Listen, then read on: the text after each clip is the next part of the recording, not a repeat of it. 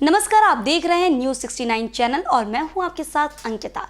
चलिए रुक करते हैं खबरों की ओर। चुनाव प्रचार की शुरुआत से पहले क्षेत्र के बुजुर्ग स्वतंत्रता सेनानी का आशीर्वाद लेने पहुंचे मंत्री विश्वास सारंग। भोपाल के चौक निवासी बुजुर्ग स्वतंत्रता सेनानी से मिलने पहुंचे मंत्री सारंग ने बुजुर्ग महिला नारायणी बाई अग्रवाल का लिया आशीर्वाद। आइसक्रीम खाते खाते बुजुर्ग महिला के साथ बैठकर मंत्री सारंग ने सुने स्वतंत्रता की लड़ाई के किस्से। इस दौरान मंत्री सारंग ने कहा, आज से हमने प्रचार की शुरुआत कर दी है।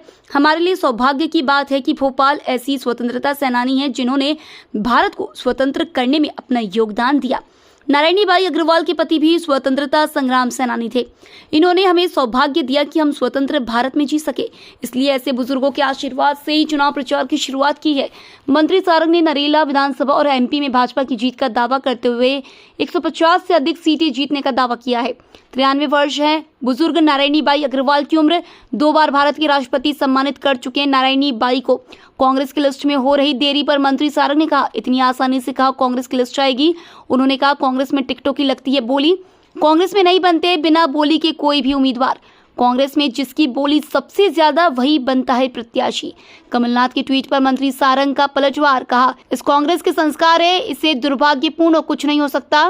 राजनीति की प्रतिद्वंदता में कमलनाथ और किस स्तर तक जाएंगे, जीते जी व्यक्ति का श्राद्ध मनाने से ज्यादा दुर्भाग्यपूर्ण और कुछ नहीं होगा।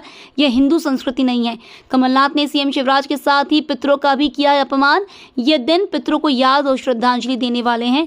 इटली की संस्कृति में पढ़ने और बढ़ाने वाले कमलनाथ, क्या जाने पितरों का क्या महत्व होता है। कमलनाथ का बयान दुर्भाग्यपूर्ण और शर्मनाक है। भोपाल से न्यूज 69 के लिए आदिल खान की रिपोर्ट। कांग्रेस के संस्कार है, इससे दुर्भाग्यपूर्ण कुछ नहीं हो सकता। अपनी राजनीतिक प्रतिद्वंदता में आप किस स्तर तक जाओगे कमलनाथ जी? आप जीते जी व्यक्ति का श्राद्ध मनाने की बात कर रहे हो, इससे ज्यादा शर्मनाक कुछ नहीं होगा। ये हिंदू संस्कृति नहीं है। जहां एक और कमलनाथ जी ने शिवराज जी का तो अपमान किया है, मध्य प्रदेश के मुख्यमंत्री का अपमान तो किया, उसके साथ साथ पितरों का भी अपमान किया। ये दिन पितरों को याद करने वाले और उनके प्रति श्रद्धांजलि देने वाले हैं। पर ये इटली की संस्कृति में बढ़ने वाले कमलनाथ क्या जाने पितरों का क्या महत्व होता है। ये दुर्भाग्यपूर्ण भी है और शर्मनाक भी है। आज हमने चुनाव प्रचार की शुरुआत की है। यह हम सबके लिए बहुत सौभाग्य का विषय है कि भोपाल में ऐसे स्वतंत्रता संग्राम सेनानी हैं जिन्होंने स्वतंत्रता की लड़ाई में हिंदुस्तान को आजाद करने के लिए हिस्सा लिया। नारायणी देवी अग्रवाल जी भोपाल की वो स्वतंत्रता संग्राम सेनानी है जिनके पतिदेव भी स्वतंत्रता संग्राम सेनानी थे और आपको 2 बार राष्ट्रपति पुरस्कार भी मिला है।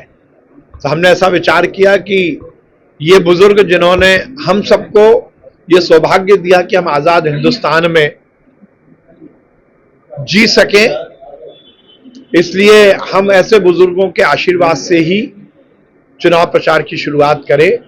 उसके साथ ही लोकतंत्र सेनानी भी जो हैं जिन्होंने लोकतंत्र को बचाने के लिए आपातकाल में काम किया, उनका भी हम आशीर्वाद लेकर आज शुरुआत कर रहे हैं।